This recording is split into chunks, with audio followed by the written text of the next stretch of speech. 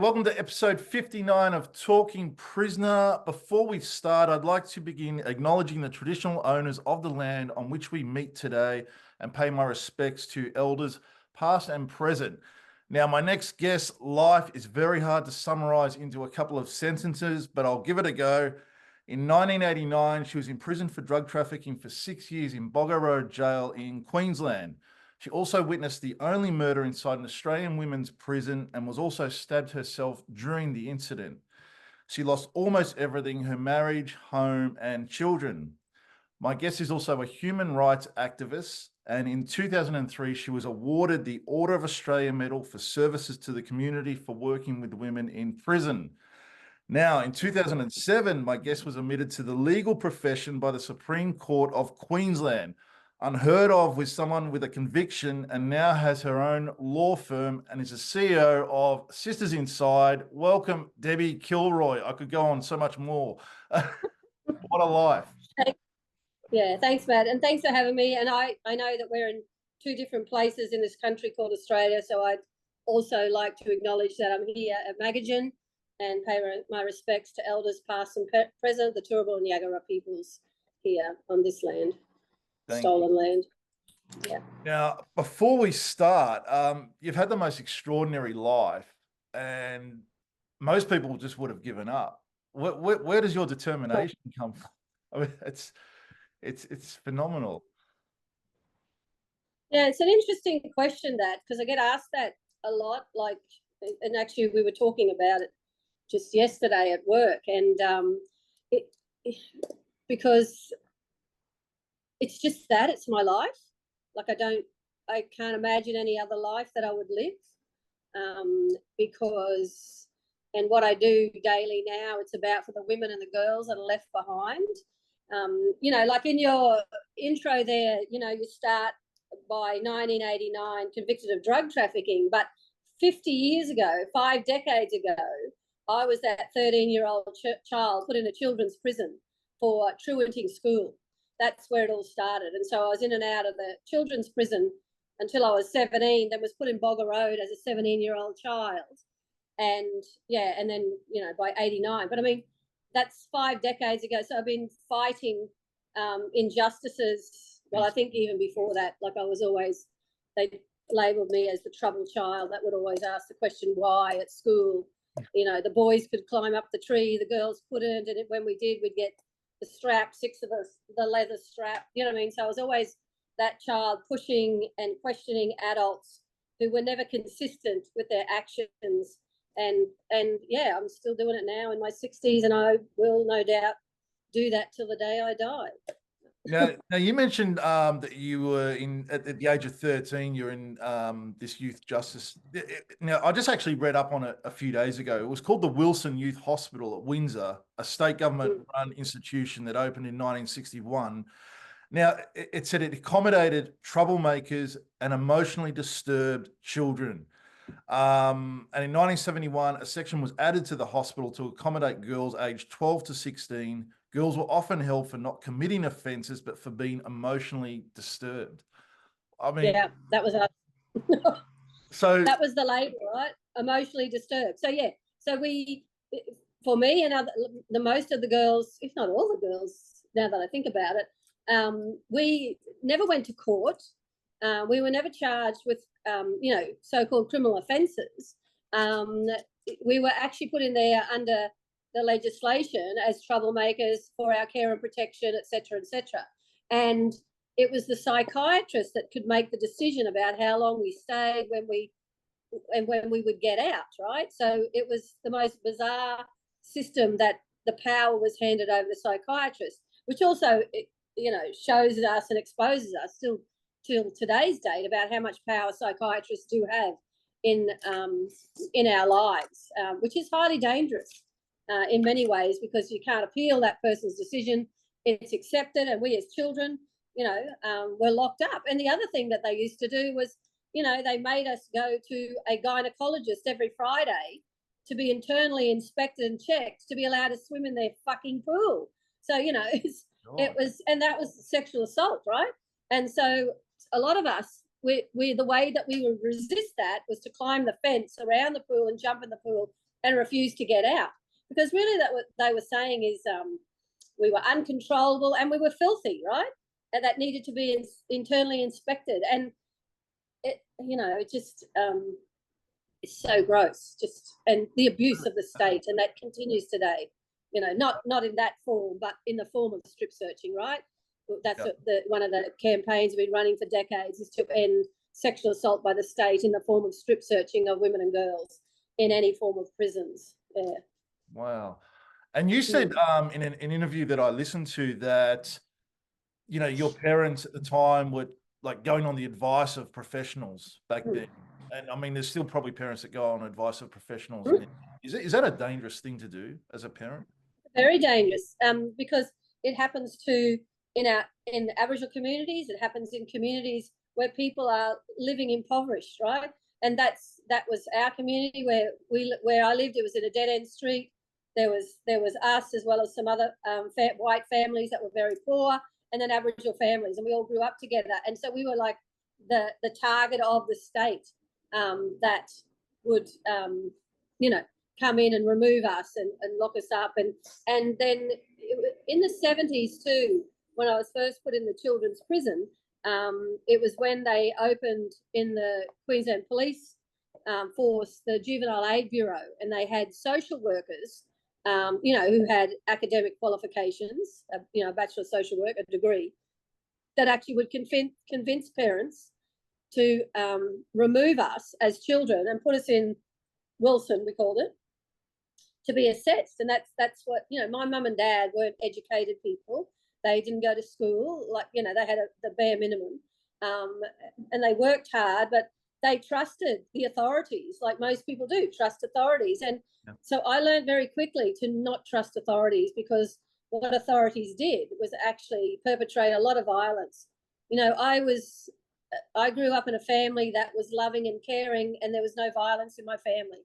Now, I know for a lot of children there is, but there's also families where there's not.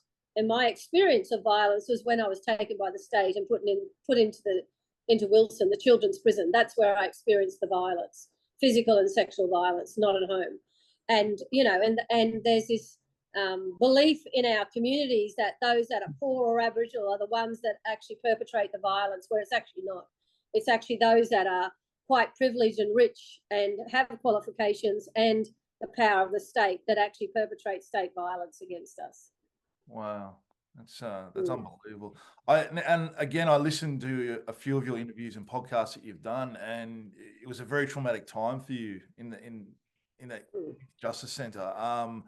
And you spent time in a padded cell in there, and at the time you lost your father at that time, and I mean it was. Could you just maybe talk about that just for our viewers that are watching? Sure. Like, as I said, the authorities and the social workers convinced my mum and dad that to put me in there for 4 weeks for the psychs to do an assessment as to why I was wagging school and, running away from home and hanging around with my mates. Most kids do that, right? It's not anyway. But so the 4 weeks happened, and mum still says today, 50 years on, that still got no report. Nothing was ever given them. But they were of the view, my parents, that if the authorities said and the experts said paint your house hot pink, they would have done. They would have done anything that the professionals and the police said without question. And this is a concern. But and so after the 4 weeks, the authorities decided that I couldn't go home because it wasn't an appropriate place for me to go to, which was like mind-boggling, really, because there was no harm at home. And so I was put into this like a halfway house on like at Kelvin Grove, like another suburb, which is not today. It doesn't seem like a distance away, but back then when you didn't have cars and it was a number of suburbs away. And it was a 2-story brick house with bars on the window. It was a prison in the community. And so myself and other girls were there, and so we just ran and took off, escaped from there. And so we were living on the streets. And then, of course, you're starving, so you're stealing food and you're breaking into people's houses to get food, doing all those things to survive. It's like what we call survival behaviour.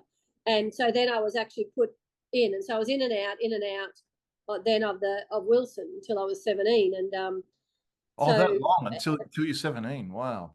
yeah, in and out, and then the police held back charges and then charged me after I turned an adult, which was 17 then, and that's how I ended up in Boggo Road in the adult women's prison, the dormitory, when I was 17 years old. So, but yes, anyway, and so the matron hated me, and I had no respect for her at all because she was so abusive.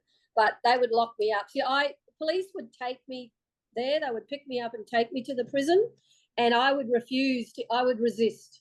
I would fight. I would resist, absolutely resist to not go back in there over and over again. And so they would physically drag me, kicking and screaming, to be put back into the prison. And so I would be put into solitary confinement or a padded cell, and then they would actually hold me down and put an injection into my butt to actually sedate me. And this, so they used to use drugs, like medical restraints, we call it, right? And be locked in. And then one day, because I was in there, and they said the psych wanted to see me, and I'm thinking, oh, okay, two things are going to happen here. I'm staying here for longer, or they're going to let me out, right? Because they're the decisions. You never saw the psych for anything else. But anyway, and I go there, and the psych tells me that my father dropped dead suddenly in the early hours of the morning, and I just flipped out, right? Like I was 14 then. And and so they physically dragged me back into solitary confinement, into the padded cell. And the matron came in and just said over and over again that I killed my father. It's your fault, he's dead. And so, and that still hurts. Wow. So to carry that, for an adult in a position of power to actually tell a child something so harming, you then act that out. You killed your father, you are bad, you are so bad. So then that you swallow that message. I swallowed that message, and I thought, all right, I'll show you how fucking bad I'm going to be, right? That's who you labeled me, that's who you say I am, so then I will be that. And so that laid out basically my life and how I behaved in many forms. And we still see this and hear this happening in our children's prisons now, and we wonder why we are where we are with our children. And that's why I do what I do, because I don't want children harmed by adults who pretend that they are doing what they do for the best interest of children when they're actually harming children day in, day out, as they did me 50 years ago, right? So anyway, so I was locked back in solitary, and there was a small instance, small couple of minutes. One of the nurses who was in the night shift came in, unlocked the cell door, and I'm thinking, oh my God, what's going on here? Peachy? Yeah. And so she comes, because I'm on the floor, and so she sits beside me and bought me a bag of lollies. But yeah. Wow. And so one of my questions further down when we get to it, but you just spoke about it with children being told they're bad and all these things. So, and it still goes on now. So do you think that's why, some children just continue on the path that they're on because they're being told continually by a prison officer or someone like that? Yeah, like it's not rocket science, right? You think about when you were a child, or those that are listening and watching this, think about when you were a child and the messages that you were given by the adults in your life that had power over you, and the messages they gave you. So if you're a child that's told that you can do anything, you can be everything you want to be, whatever your dreams are, you can make them come true, compared to a child to say you are nothing, you are bad, you are worth nothing, you will never make anything of yourself, so your dreams, forget your dreams because they're never going to come true. And so you have two children told those two separate messages. We know that this child told that they can be anything they want to be, will be. Yeah. Okay, but it's not even about just adults in authority. We're in a position now with our children in our communities that are being harmed by politicians and the media, being labelled as criminals, no good, serious repeat offenders, all that negative language, negative messaging. And I hear the girls that we support saying, well, I'll fucking show them, right? And they'll even have in their bylines in their social media accounts saying, you sleep, we creep, because they've been told that's who they are. So they take on the labels, and then the behaviour comes from that. where we work with the girls and have for decades about that's not who you are. Do not let anybody tell you who you are. You define who you are, because we love you and we believe in you, and you can be anything you want to be. Don't be what society says you are, because it's not the truth. You know, because we are, as individuals, so much more than the worst thing we have ever done in our lives. But for some of us that have been criminalised and imprisoned, we are held in that position stagnant for the rest of our lives. And that's how we are treated, instead of allowing us to grow and be more than the worst thing we've done, and to move forward and be, you know, a part of the community. Some of us don't want to be a part of the community because it's so violent, but I mean, you get what I'm saying, right? Yeah, no, definitely. And I don't know if you've heard, down in Melbourne at the moment, we've got like a really major youth crime happening at the moment, and politicians are like, they don't know what to do. And I mean, there's 12-year-olds and 13-year-old girls and boys stealing cars and home invasions. And it's, you know, every night on the news, you hear about something. And but that's what they portray is happening. It's actually a lie.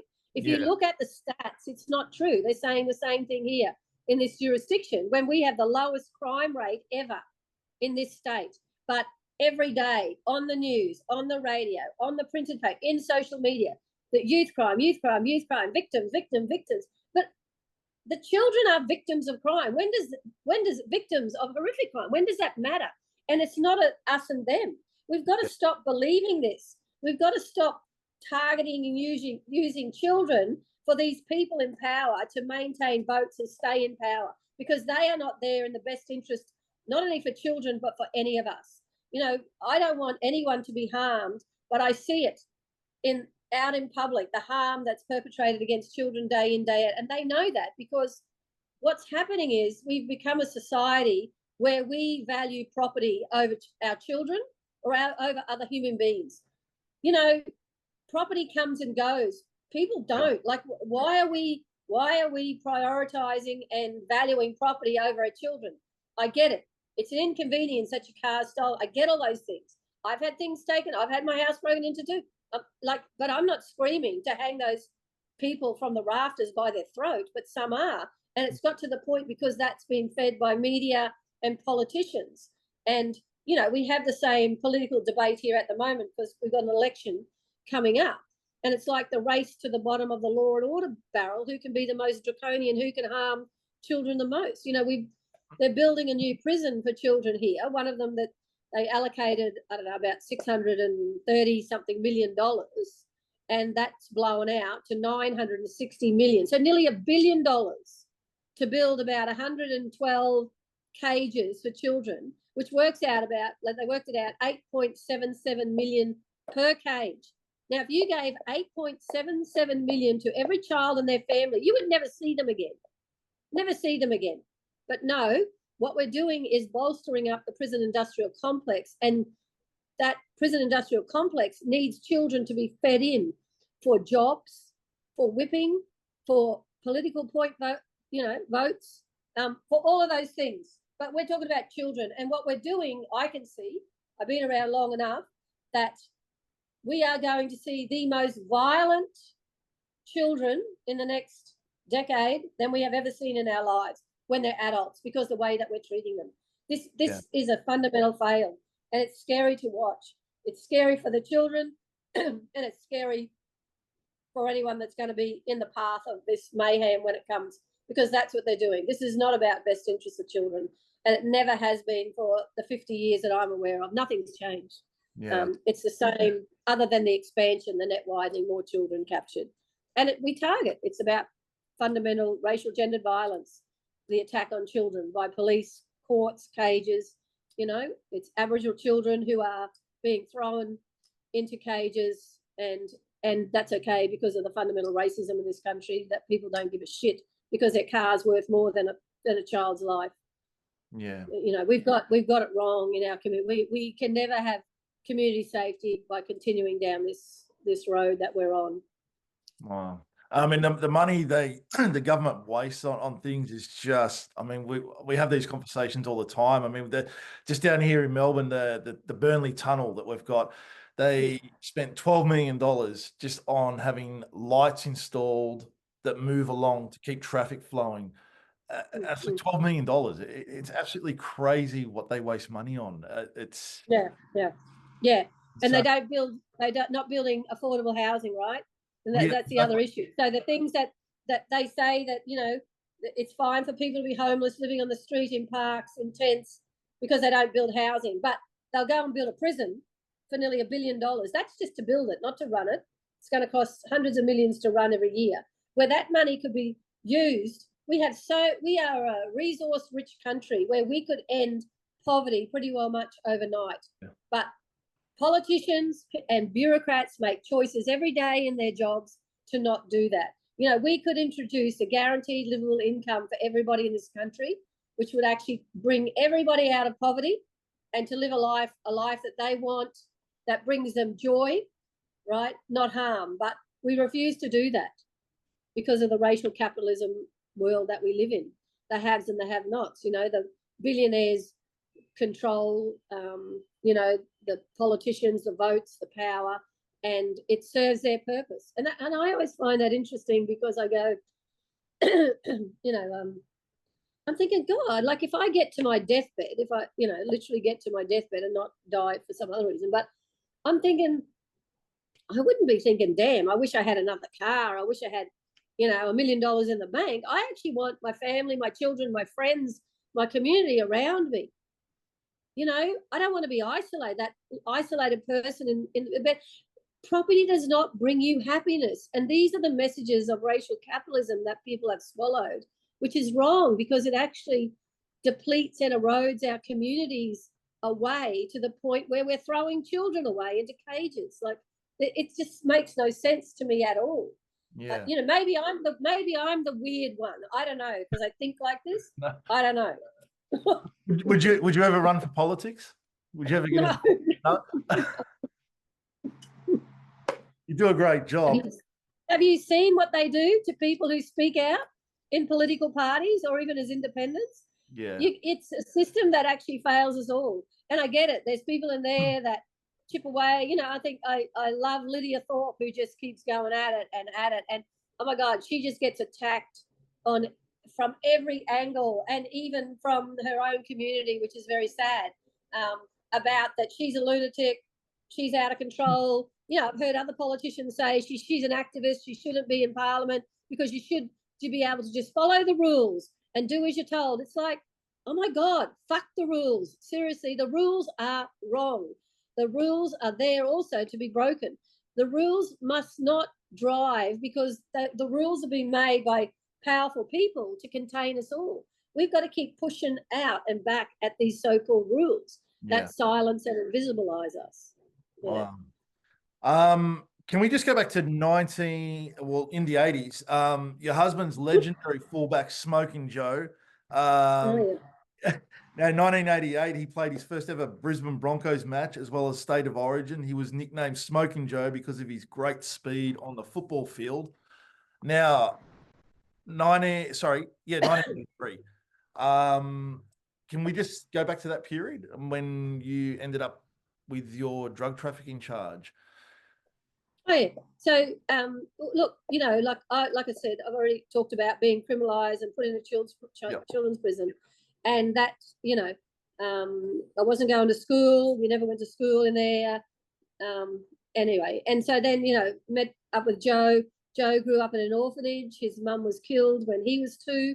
And they were put in the orphanage in less than 48 hours because they were Aboriginal children, and the white policy was that they couldn't stay with Aboriginal family members, and so raised in Nudgee Orphanage, and then went to Boys Town. And so, you know, we were like these two.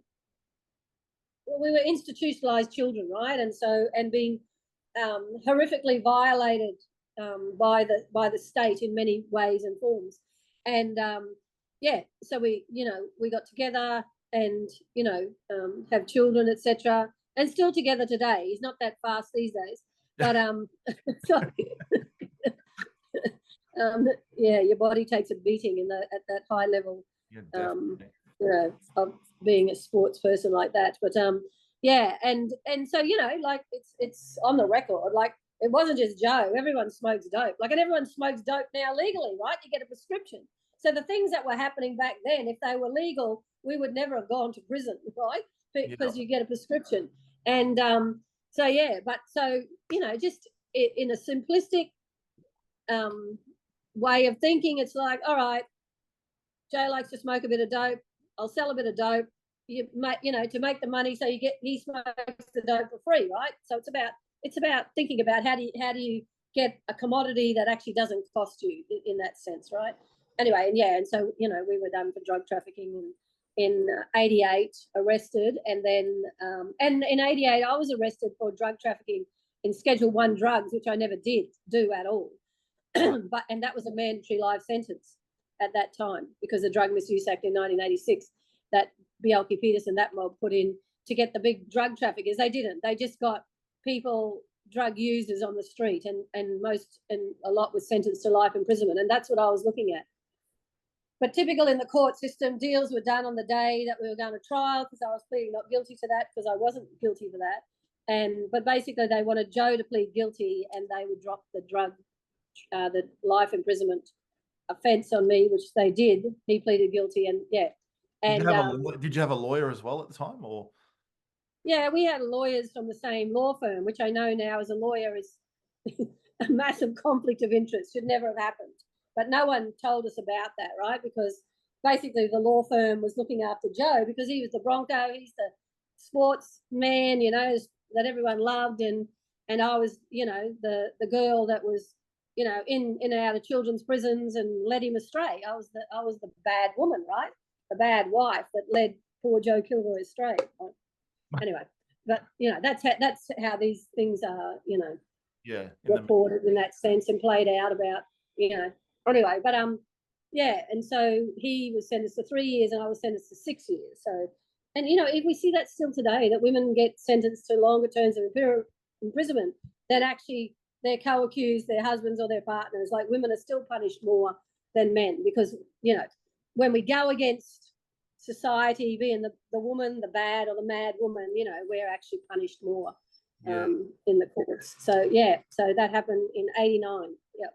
I mean, and Boggo Road Jail, for the people that are watching, like, was held the nation's most notorious criminals. I mean, James Finch and Andrew Stewart of the Whiskey A Go-Go Bombers, Slim Halliday, Ernest Austin, and I think they had 42 prisoners hung at that jail as well back in the day. I mean, it must have been a rough, dangerous place. They're just people. Yeah. But they weren't in the same. They weren't in the women's prison, right? Yeah, like, they were in. Yeah, but it was look. I was about to say it was a horrific prison. Every prison's horrific. Every prison's violent. It doesn't matter what the structure is. You can build a new prison and it looks all fancy and painted nice and new. It's still violent inside. Like, we've got to stop pretending that Boggo Road's different to the prisons today. They're not, because what actually happens inside them is exactly the same, which is horrific violence. And people are dying every day in prisons across this country, and police watch houses, and more so Aboriginal people, because of the mass incarceration of Aboriginal and Torres Strait Islander people. So, you know, it's fine to call Boggo Road notorious, but probably in 20 years' time, the prisons today will be called that as well, because it's, you know, eventually there'll be royal commissions, exposure about the violence perpetrated in the prisons today. But we see that. I see that every day. I speak to women every day. Like, the violence is violence. It doesn't matter what the environment that you're in. Like, you know, when we talk about domestic and family violences in families, that can happen at the top end of town or the bottom end of town. It doesn't matter. You can be in the fanciest place. You can be in a $100 million house or renting a boarding room. The violence is the same. So the structure that you're in doesn't matter, because nothing's changed. Violence is violence, and prisons actually are violent, and they perpetrate violence on a daily basis. That's why I am an abolitionist and work every day to destroy the prison industrial complex and dismantle racial capitalism, because it's so violent. It's not about arguing, you know, that people stay in communities that are abusive towards each other. It's about, we don't put violent you can't put violent people in violent places and expect them to actually come out non-violent. It doesn't work. Right? It just doesn't work. It makes no sense. But we keep even the failures of the racial gendered violence of policing and caging people. What happens is governments just keep pouring them more and more and more money. Like we just had, for example, the Murdered and Missing Indigenous Women report handed down yesterday in the Senate. 10 recommendations, right? 10. But I mean, the second recommendation, once again, is about giving police more money. Like we can't keep giving police more money. They do not bring community safety. It's a fundamental failure. But people keep relying on police for so-called safety. Police come after the fact, not before the fact. That's why I believe we've got to reimagine our communities that we live in and build other modes of safety and security for us all, and not have some disposable humans or, children that we've been talking about, that you can throw away, and blame, because we are blaming children. It's easy to blame children, but we only blame a certain section of it, the community of our children, not all children. Some children deserve protection, and then the children that we've been talking about, like myself, never deserved any protection. And it was fine that we were violated, that we were bashed, that we were raped, that we were sexually abused. No one gave a shit about that until, they had the Ford inquiry in the 2000s to go, oh, and here, take $10,000, you'll be right. It's like lots of women died, lots of women suicided, lots of women, ended up in the park that they're now investigating. Like, because of that violence in Wilson. And the same thing's happening today in the prisons, which we'll see in 10, 15 years in my lifetime, another Royal Commission, another inquiry. We just keep repeating the same over and over again. And there's disposable humans, disposable children in that, generation after generation. Crazy. Do you remember your first day in jail when you went in? What it was like? Boggo Road, in when you were sentenced for the drug trafficking. First day. Do I remember? I remember being in court, and I remember going down the lifts to the cells with Joe and the prison officers. And it's so funny, those prison officers who worked in the courts were still prison officers when I was admitted to be a lawyer, and they're still doing the same job. And I'm in the court as a lawyer. Really? That was funny. I said, still doing the same shit. Okay, good job. You've not moved on with your life. Okay, no worries. And they say, we're the problem, right? Anyway. And I remember one time in court, this prison officer who was filthy that I was a lawyer now, I went out of the court, and they went up to the barrister that I had briefed in a matter in the Supreme Court, and they said, do you know that Debbie Kilroy is a criminal? And the barrister went, oh, fuck off. It's like, it was like, hello. Like, it just shows you, right, who these people are, seriously. That they were filthy, that I had got on with my life, did a social work degree when I was in prison, started that, got a law degree, and I'm a practicing lawyer. So they try then to erode you out. Because, when I remember leaving prison, they said, you'll be back, right? And I said, yeah, I'll be back, but not how you think I'm coming back, right? Don't worry, I can see you. But I remember going down the cells with Joe, and he went to hold my hand, and I went, don't fucking touch me, because it was just like your out-of-body experience, right? Like, and that was to do with not him, but his barrister saying all the terrible things about me, that, I was the wicked woman and Joe was the poor abused boy that, anyway. So, yeah. So, and do I remember? I remember, I suppose, the first few days, because the screws targeted me, because the way that was portrayed, Joe was a star, a sporting star. So they assumed that I was this privileged woman, married to the high profile football player. They didn't know that I'd been in and out of juvie, and all the girls that were in Bogger Road were the girls that I'd been in juvie with and had run with. We all knew each other. So they would do things. They would, because we had no electricity in our cells there. And so you'd have what we call a rock box, which was a radio, with a tape recorder. You had cassettes, Yeah. And so, and on batteries, so they would turn that on when you're out of your cell all day, and the batteries would be dead. But you had to buy batteries on the buy up. You'd had vitamin pills, so they'd pour them down the sink. They would just do shit like that, right? It's like, grow up. What are you, 5-year-olds? And but they would do that just to poke, right? And they were, saying things to me about who I was, who they assumed I was, but they didn't know until they realised that I knew most of the women, because we'd all been locked up together as girls in Wilson, right? And then they're like, whoa, yeah. And then they also move on to the next woman that comes in, and the next woman, and the next woman,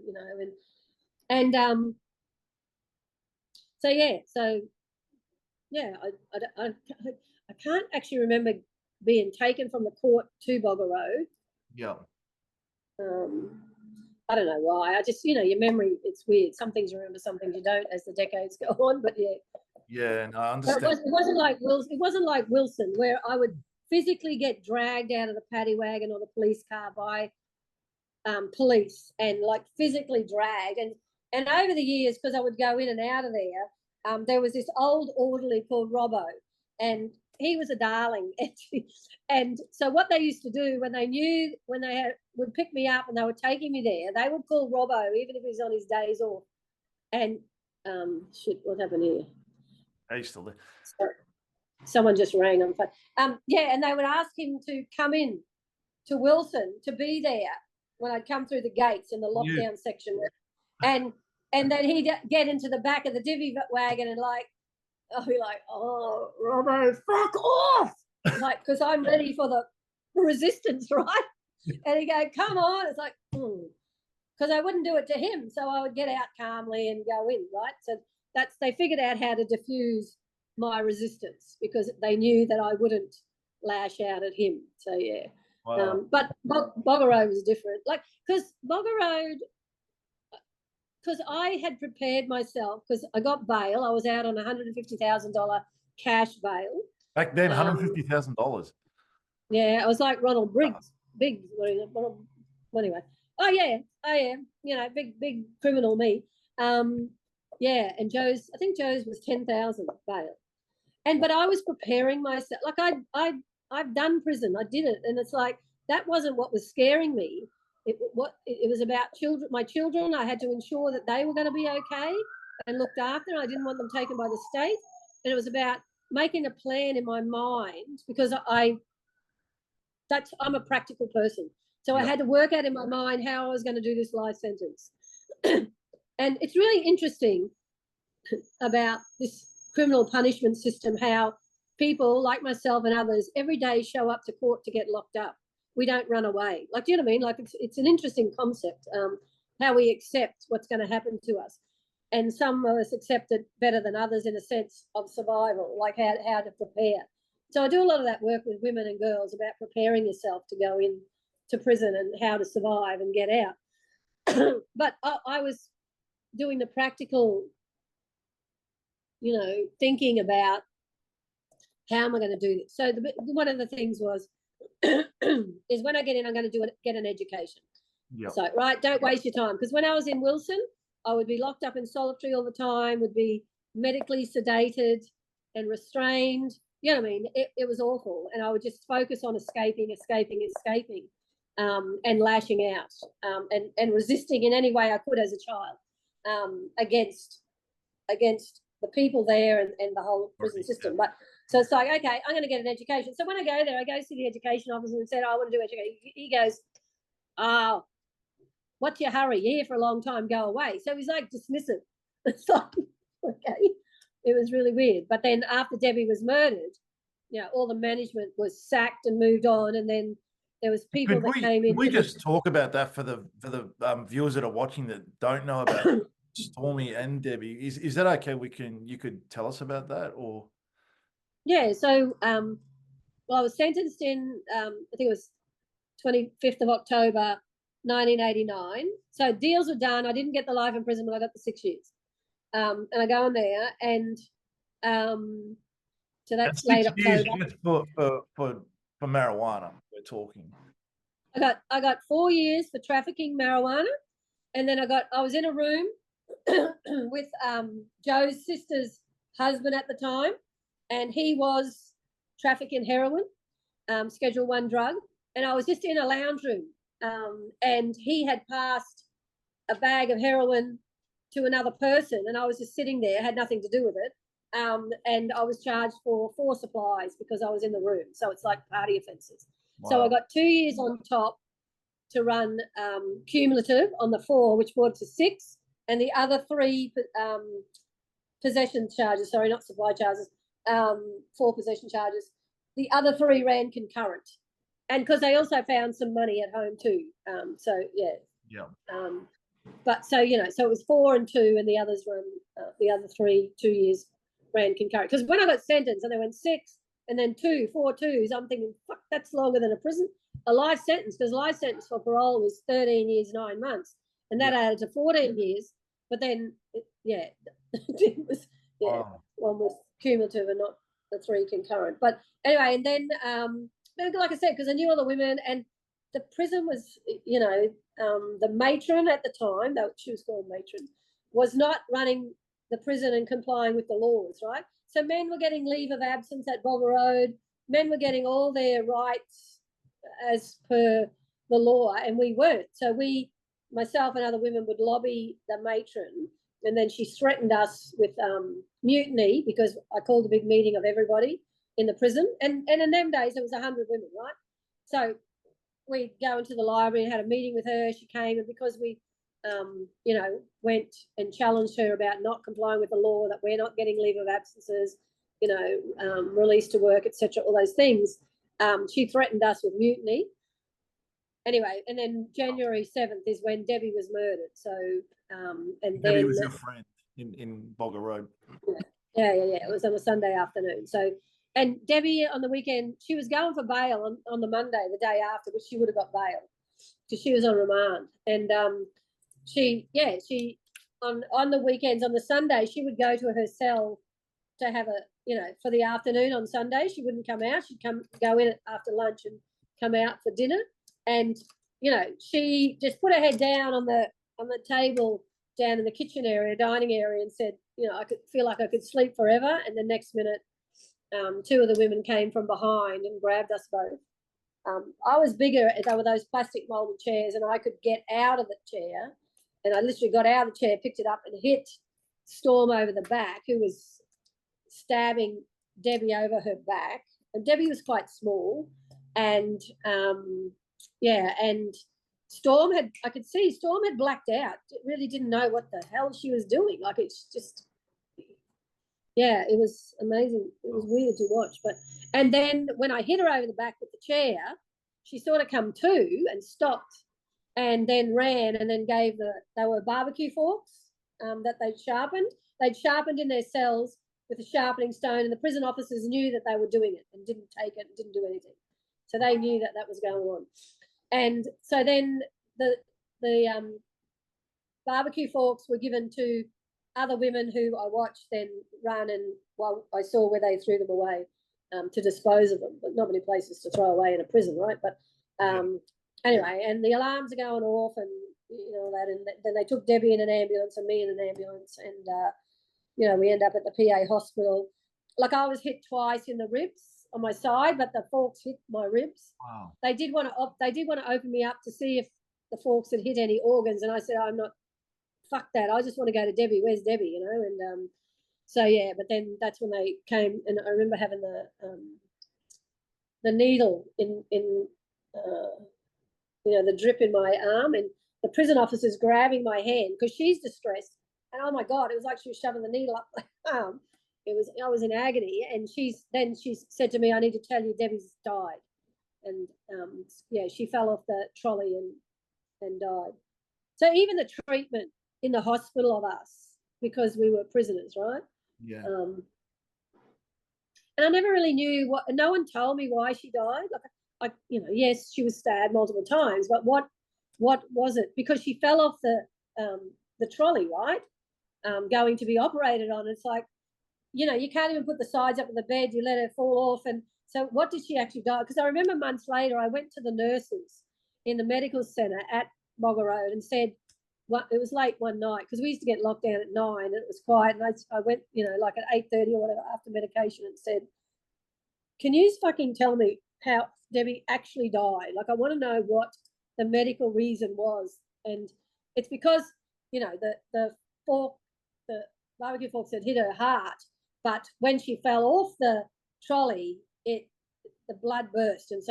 And even if they said even if they were going to operate on her, she would have died because, of the blood loss. And so it was like, okay, because I needed to know what actually happened. Was it because she fell off the gurney? They let her fall off. Like, I needed to know that piece for myself. But yeah, and then, I was in hospital for a few days. They brought Joe up to see me from prison. Yeah, I don't think, did they let my kids in? I don't think they did. And anyway, Jodie, my daughter, was a bit older. She would have been 10. So she knew what was going on because it was all over the news, international news. And it was even all over the international news to the point where people didn't even know that women were. I was about to ask that. Yeah. So people didn't know, the public didn't know there was women in prison at that time. No, and then they were even more shocked that a woman's killed another woman in prison, right? Like, yeah. And then we had the do-gooders come in when Storm and I were back in the prison, wanting to do mediation to resolve the conflict. And we're like, sure.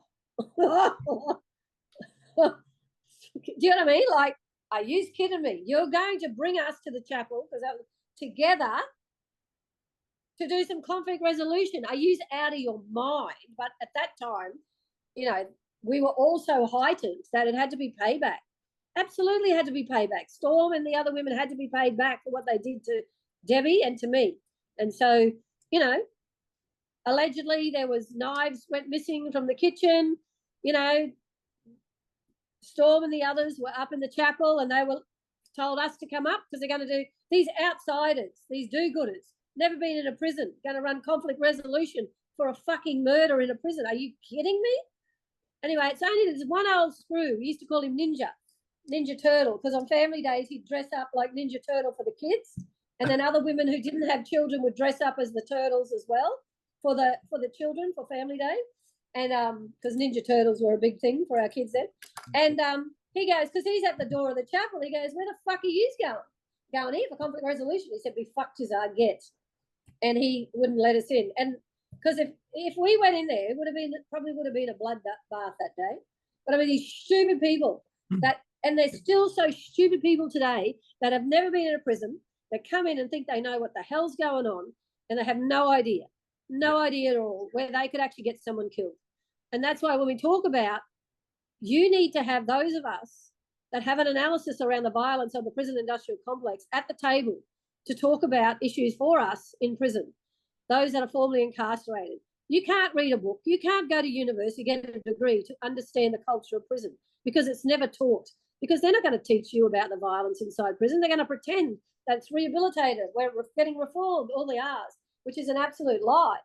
It's about the ongoing violence. So, Ninja sent us away, and anyway, and that was that in that sense. But, and then eventually I was sent to a low security prison and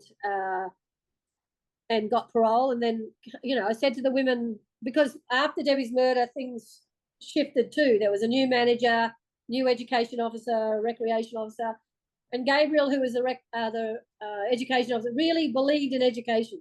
So, and then back then, education was the policy, not employment now, which is a lie because there is no employment. You can work in industries today in prison, but you're not going to get jobs, even for the industries that corrections engage. They turn us away because they go, you're ex-prisoner, we don't employ you. It's like, well, you were happy to employ us when we're in prison to do your work for slave labor amounts of dollars, $5, $2, whatever it is. But education was the way forward.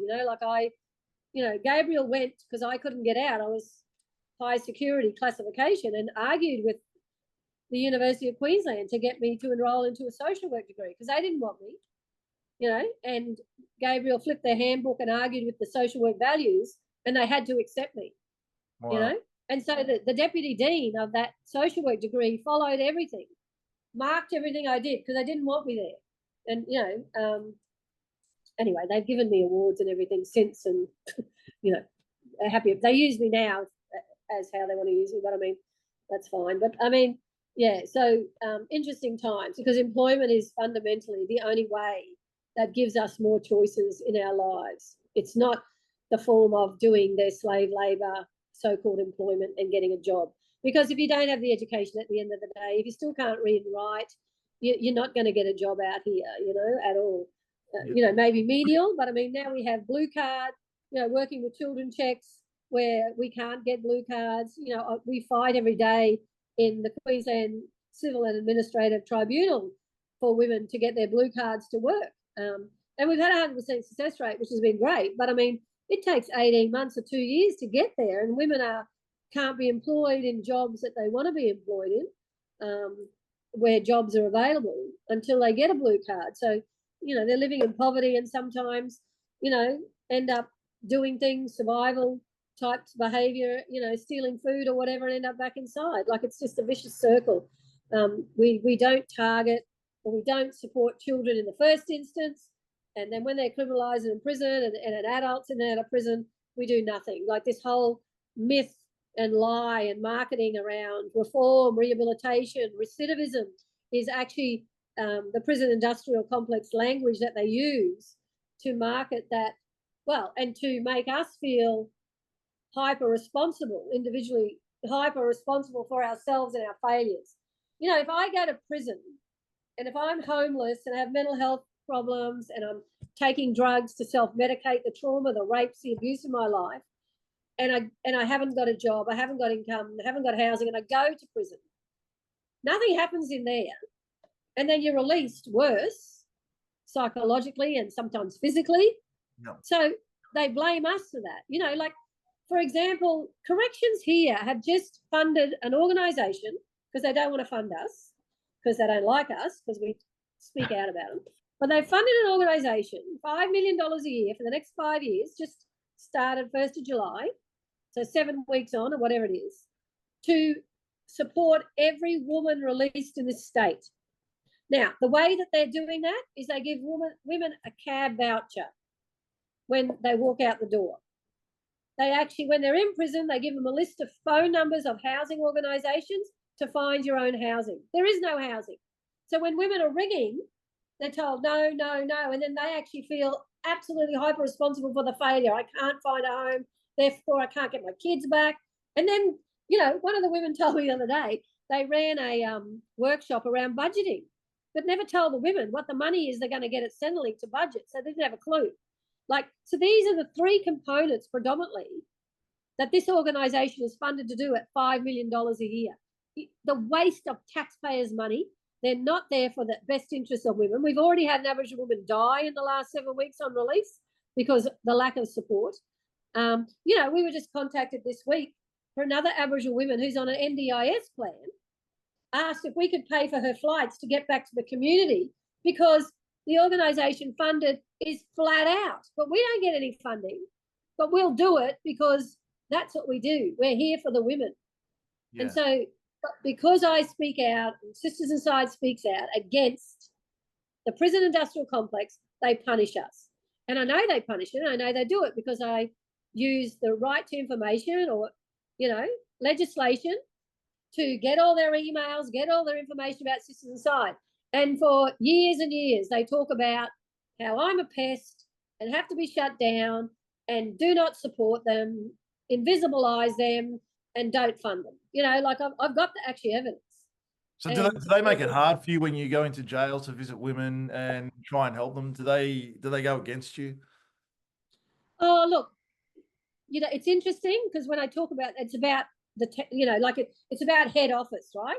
Those that don't even go in the prison anymore, they're just making policies and decisions around who gets funded.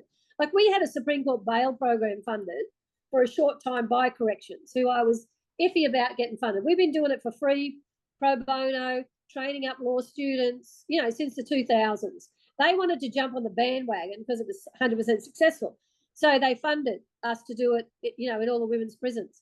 Then they got it independently evaluated by a big corporation that they use and would never give us a report, but we got the executive summary, and it talked about that because we were 100% successful with Supreme Court bail applications in the Supreme Court for women, getting them out. Wow. We were no longer funded because we were too successful. So it's like, oh my God, I can't work out. I don't want to work out how they think. But anyway, because I think two things could happen. I become one of them or I've lost my mind. But seriously, because we're so too successful, we shouldn't be funded. And so we see now that we're not funded. The rate of remand is going up, up, up, up, and up for women, and more so Aboriginal women. So yeah, anyway, so we're fighting every day just to be able to support women, how we support women, because we're a formerly incarcerated driven organisation, because we're there for the women, because we refuse to take funding, and because even we applied for the funding, but we said we will not have corrective services emails. So these organisations that aren't corrective services are acting as agents of the state, because they report women to parole, they report women to police, they report them to the family police system to get their children taken away. We will never do that. We will support women. That's not our job. Yeah. We're an independent legal organisation, a charity that's there for the women, and we will not sell out the women. So because, taking corrections money, they want you to use their IAM system, which is the integrated offender management system, where all the women's details are. And these NGOs, these organisations are writing and reading what prison officers and information into that's used, that can be used against women in parole and other situations. Wow. They also have corrective services emails. They are not separate. They're an extension of the state. That's who the state funds. Then they fund carceral organisations that does the work of the state happily and don't raise issues. They're happy to tell us when things go wrong. Like we know one of the women, or a whole group of women in a unit, were actually gassed a week and a half ago in Townsville Women's Prison, and women were harmed. The whole unit was gassed by prison officers. Now, that hasn't even hit the airways, but the organisations are there knew about it, and they tell us because they want us to make it public, right? Because they don't want to lose their funding. They pretend that they're on side, but some things go too far. In this case, the gassing of women, a whole unit of Aboriginal women, they figured, oh, we'll tell Sisters Inside, tell Debbie Kilroy, because she'll carry on about it and she can get punished and sisters can get punished, but not us. If you're in a prison, if we have prisons, right, as a community, if you want prisons, I don't agree with that, but if you do, they have to be open, accountable and transparent. They are not. So they co-opt and coerce these organisations through money to keep their silence and to gag them, and where we will not be. So, yeah. Unbelievable. So a woman that's just come out of prison, basically, she just gets released, put out the front of the prison with a cab charge voucher, and that's it. Like, that's pretty well it. That's what they do. And we're getting caught. We get, like I said, the email this week from corrections themselves saying, "Can we pick her up? Can we book the plane, pay for the plane so she gets back to her community, and can someone travel with her?" She's also on an NDIS package that there should be money to support her that. But I mean, because we've been supporting her with therapy, healing, because we still provide services in the prison, but we're not funded by them. We're funded by state and federal and philanthropy. So we do the work in the framework and with contracts of how we want to work, not how corrections expect us to be an agent for them. An extension, we're not. But we were pushing back, and we said to corrections, contact the organisation that's got the $5 million a year, right, for 5 years. Tell them to pay for it. Oh, they're too busy. They're flat out. You've been there for 7 weeks. You do nothing. It's an absolute joke. People should be screaming from the rafters about the waste of our taxpayers' money and how bureaucracies fund organisations that are fundamental failures. We were contacted by another organisation that's funded through a philanthropy organisation that's partnered with corrective services. It's a university, and we've both been supporting the same woman with her and her children. And we don't want to double up. There's enough work to be done, but that organisation has said if there's issues with her children, we have to report her to the state for her children, basically for her children to be removed. And I said, we are not working with them anymore. Just get away from them, because we will not report mothers about their children. We will work in other ways to support children and mothers. And there wasn't even anything happening where the children were in any harm.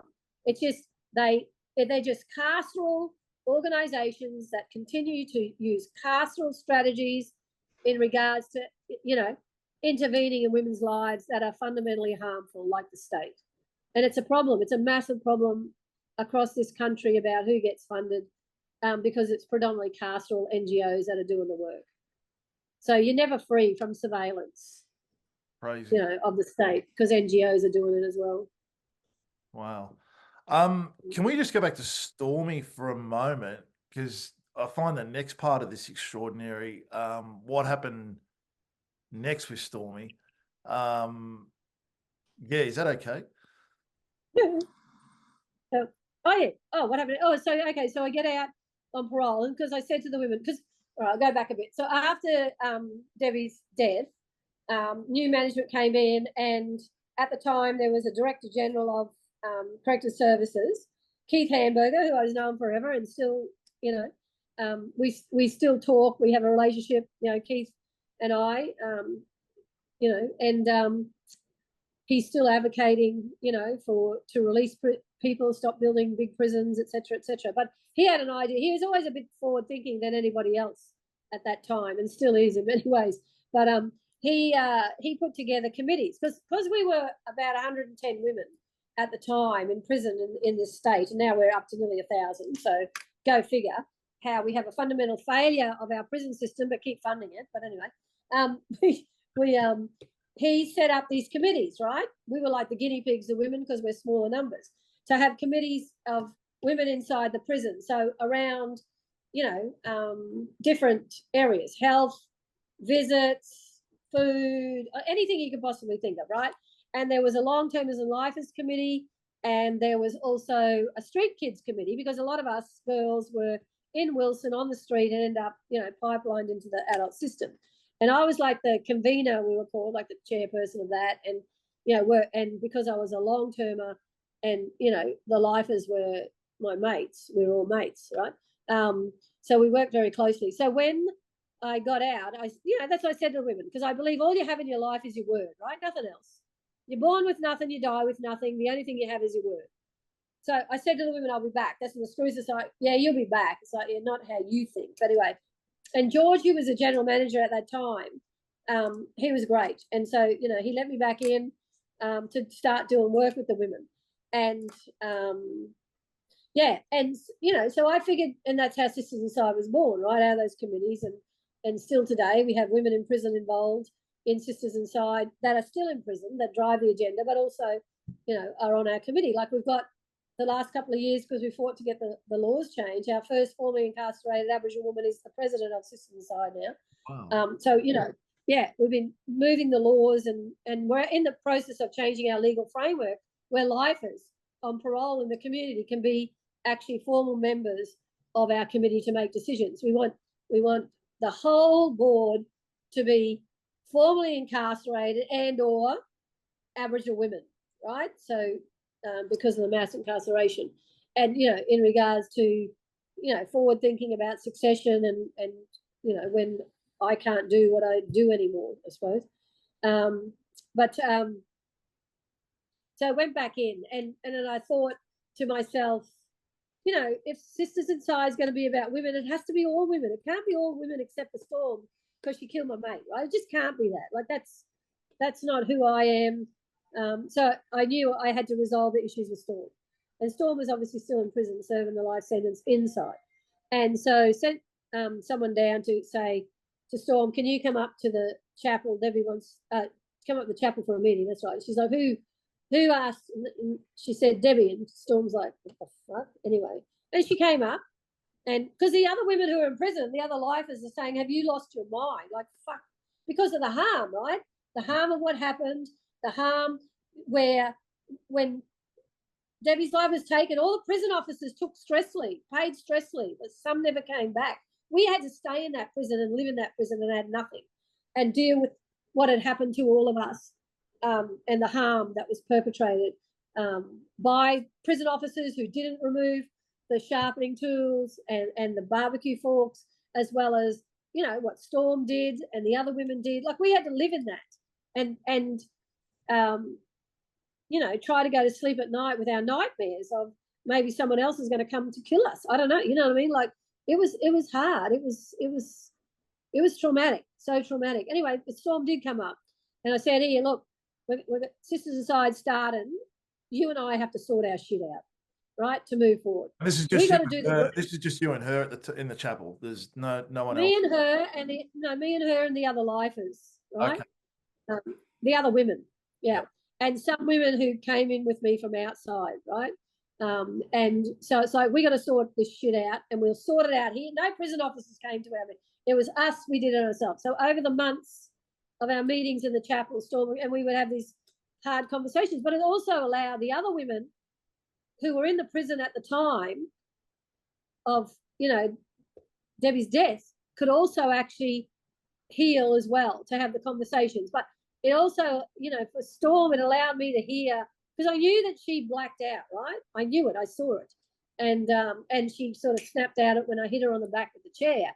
And, you know, she talked about the violence, the horrific violence that was perpetrated against her in her life as a child, as a young woman. And so I understood how she blacked out, because she went to a place where she thought she was harming those that harmed her as a child, right? Like, and you can read about this. You understand this from a psychological point of view, what happens to people.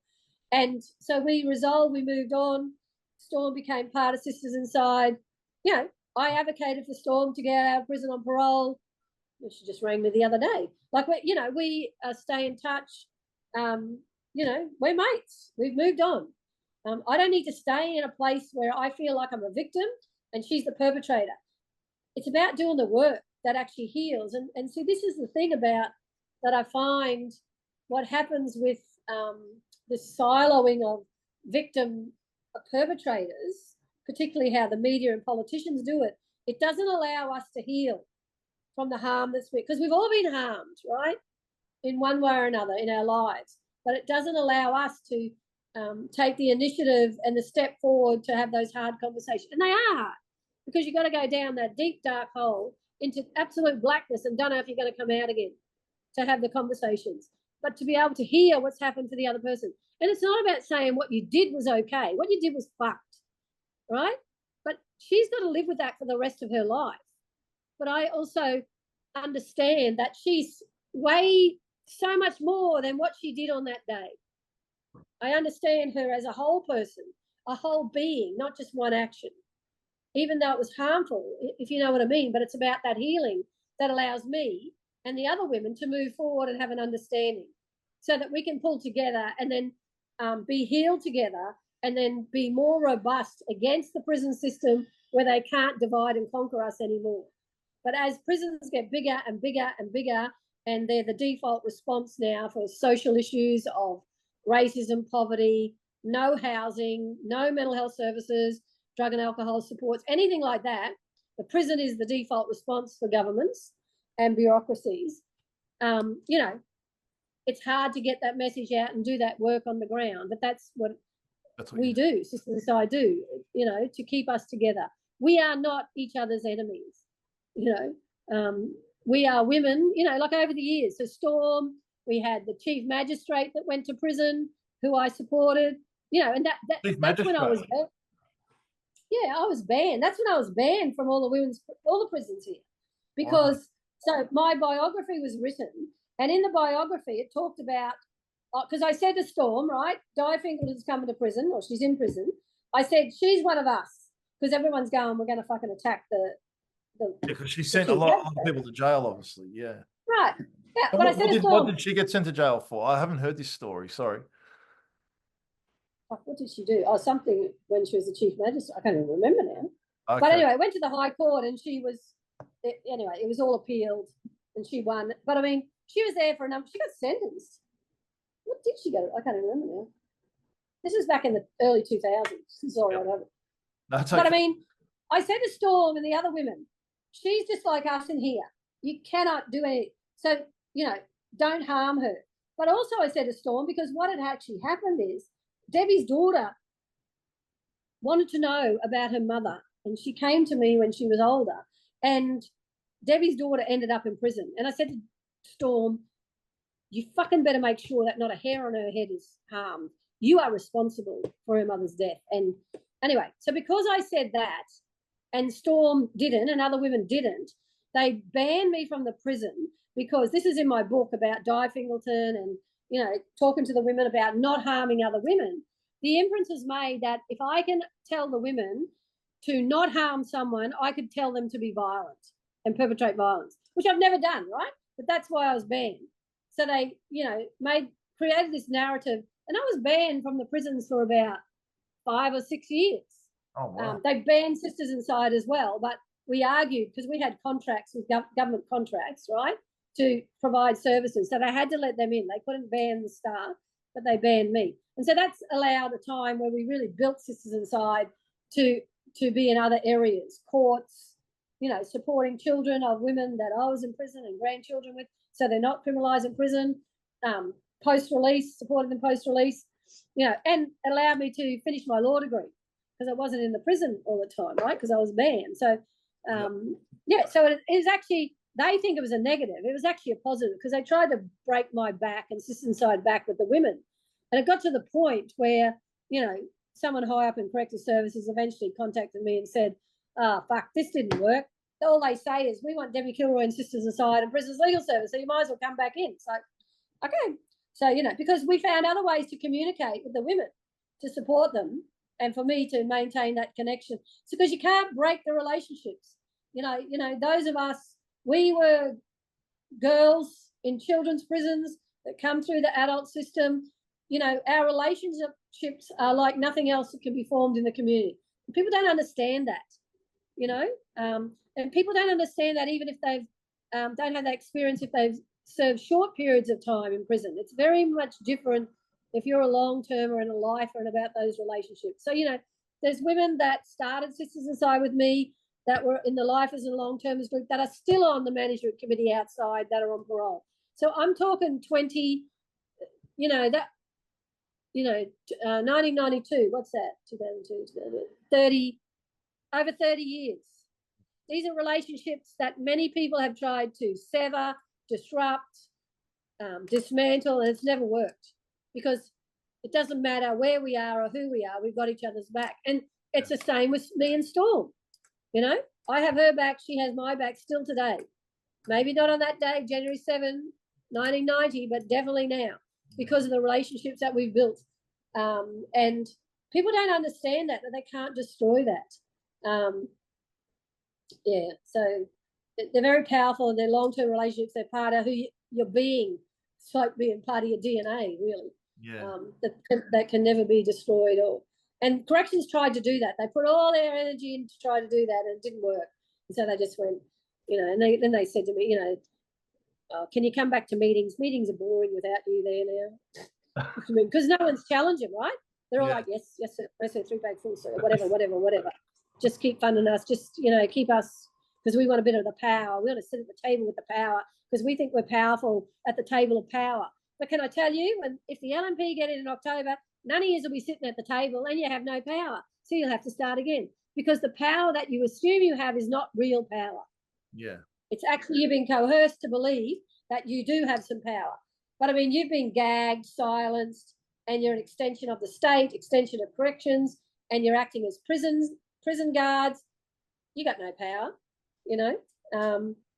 Those of us that have the power is Sisters Inside and the women that we support, because we will never give them up. We will always be there, whether it's today, tomorrow, 30 years ago, or 30 years' time. And you will never break the back of that, because of the relationships we have. And the women know that. Yeah. I know that. Staff know that. You know, we have a lot of staff that are formerly incarcerated, a lot of staff whose mums have been in prison, family members have been, they know, we know, we've lived this. We live and breathe it every day. And the state's not going to destroy us. And, you know, if the LNP get in because Labor loses the election, it won't because LNP wins an election. They only get it because Labor loses. You know, they will come at us again, like they did over a decade ago when Campbell Newman got here. You know, they deliberately came after me and Sisters Inside. They told other NGOs, if you speak out against us, like Kilroy and System Side, you will be defunded. Like that was the threat. They actually said it publicly at different meetings to people that reported back to me that that's what they were saying. And that's what they were doing. They were getting people to sign contracts with gagging. You're fighting every day. You are. Every day's a fight. Yeah, you can say that. I was thinking a different word, fight, but yeah, it is. Yeah, I suppose you got to wake up swinging, right? Because you don't know what's going to be, what you're going to open your phone to or walk out to. Yeah, absolutely. Last year when I interviewed Governor Eddie Mullins of the Mount Joy prison in the UK, and he said he's very big on rehabilitation. But he also said there's some people in jail that just didn't want to be rehabilitated, that were just happy being in jail. Do you agree with that? Do you find that in some prisons? No? No one wants to be in jail. If someone says that, they obviously haven't asked the right questions. Now, I'm sick and tired of people who run prisons or academics doing research or journos saying, people, they love to be in prison, or that's a rite of passage, they say, right, about Aboriginal children, that especially boys. And it's like, oh, bullshit. If you ask them the right questions, they do not want to be there. So it's about understanding and unpacking that. So, I can speak about one of my sisters who was convicted. She pleaded guilty to a murder, right? And she was way past her parole date, wouldn't allow me to assist her with a parole date because she believed that she needed to stay in prison for punishment.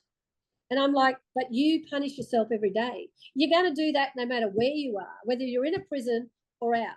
So eventually it's like, you're right, and applied for parole and got her out, and she's a lifer on parole now. But it's about asking the questions and about understanding to unpack the institutionalization, because some of us are so institutionalized, that's all we know and that's what we believe in, and that's where we sometimes say, I'm safer here, particularly they say women and domestic and family violence. I'm safer here. Well, that says more about our society, our politicians, our bureaucrats than it does about the woman, that she feels safe in a prison, when prisons, we know are so very, very violent. So I don't agree with that. I understand the thinking, which is about being institutionalized. So it's about asking the right questions and supporting that woman to unpack that to a point where she goes to rethink about what's happening because of the messages that she swallowed, right? Like the message I swallowed from that matron's telling me I killed my father, and I believed I killed my father right up until after Debbie's death. And when and then all the community, all the do-gooders come in and run forums and want to help us, like help is the sunny side of control, and have no idea. But the women asked me to talk about being in kids' prison and adult prison. And the first time I ever talked, it was in the basketball court inside Boggo Road, because that's where you'd meet, right, out of the most space. And all these do-gooders were there, social workers, people from the community want to help us because they never knew we were in prison and someone's been killed, blah, blah, blah. And I talked about Dad dying, and it was the first time that I realised, I'd actually believed from 14 till, 1990, so whatever that is, how many years, decades, a couple of decades. Anyway, I'd have to do the math. But I actually realised then I believed that I killed my father and that I played that out. It was subconscious. And then it became to my consciousness. It's like, oh my God, that's what I've been doing. I've been putting myself in relationships that were really violent to get bashed because I was bad. I was so bad. I killed my father. Therefore, I needed to be punished. So if I was in a violent relationship, them bashing me would be my punishment, right? And it allowed me then I could think this through and reframe what I'd been doing since I was a child because of what those adults told me, that I was bad and I killed my father. Therefore, I killed my father.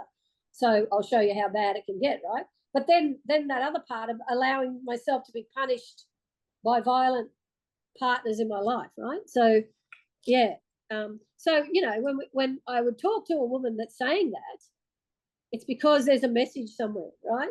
Way back when, deep in her being, that she is not even conscious about, and to work to a point to work out what it is, to bring it up to her consciousness and work and do the healing to go, yeah, I don't need to be in this violent place. Yeah. Wow. Yeah. So no, I don't agree with that at all. Okay. Now I know you've been around the prison system a long time. What's a typical day for a woman in jail? Like what's their typical same thing every day? Wake up, breakfast. What I mean, what do they do all day and Well, it night? can be if you have if you are one of the women that is allowed to wake up and have breakfast and go to your employment, but not everyone's got a so-called job in the slave market inside prison. Go and have lunch, go back, you know, and get locked down now at 6. See, there used to be 3 shifts when I was in prison, 3 8-hour shifts. So you'd be woken up at 6 and you go into your cell at 9, where now it's supposed to be 6 to 6, or 6, get out at 7. But I mean, sometimes they don't even let you out. You're in lockdown periods of long periods of time, or if not all day, on days accumulation. But you also got women who are in solitary confinement, the detention unit, on safety orders, that are in solitary for long periods of time. Women who have mental illnesses that are not, shouldn't be in prison at all. No one should be. But I mean, more so, they need to be in a health environment, but they're not. And then they're treated horrifically and violently because it's deemed that it's their behaviour, not part of the mental illness. And you know, we saw this more clearly in Celeste Tafiafa's death in Townsville Women's Prison back in November 2021, where she was in solitary confinement for long periods of time. Mental illness, was under the so-called care of prison mental health, was never taken to hospital. She was on a treatment authority under the Mental Health Act, but they weren't giving her medication because she could say, I don't want it, where that treatment authority under law was where she had to take her medication. They never took it. They took her to the hospital a couple of times. But basically, she was treated that she was badly behaved. And, you know, she would ring her parents, and she could, even though in her illness, she would always remember their number. They lived in Samoa. And long story short, they took her to the phone room in the solitary confinement area, and she couldn't get through. And she's handcuffed trying to ring and hold the earpiece, and was getting distressed. And then you see the prison officer putting the plastic gloves on. As soon as I saw that, I have a visceral reaction, as she had the visceral reaction, because she knew that they were going to touch her. They were going to grab her. We know that. They denied that in court, but we know it. We know it. We live and breathe it because we know it. And from that time, it was less than 6 minutes that she was dead on the floor in her cell, because they restrained her. They put a spit hood on her. She couldn't breathe. She screamed out 4 times, I can't breathe. She screamed out 6 times for her puffer. She needed her puffer. And they were telling her basically to comply with the direction. And, you know, telling her to get up off the floor. She was about 5 foot tall and about 150 kilos and handcuffed. There's no way in a million years. I've tried it and jammed into a corner of this room to get up. You physically can't. She could not physically even get up. And she was so distressed. And even the prison officer putting the spit on is saying, we are suffocating her. And you got prison officers screaming to put it on her head. And they kept on and on until she was lifeless on the floor. So you've got, yes, a woman can get woken up. Yes, can be let out of the cell at 7 and have breakfast, go to work, go to the kitchen, go to whatever it is, come back, have lunch, maybe get a visit, then is sexually assaulted because she's got to be strip searched for the luxury to have, you know, of cuddling her children or family members, and then get locked up at 6, and you walk out. You know, you've lived through the experience. And then you got women like Celeste who come out in a box. Wow. So that's why we've got to abolish the prison industrial complex. People don't live. You know, we do not have the death penalty here. We can't say that you're in prison, you deserve everything you get. You go to prison, your punishment is your freedom is taken away from you.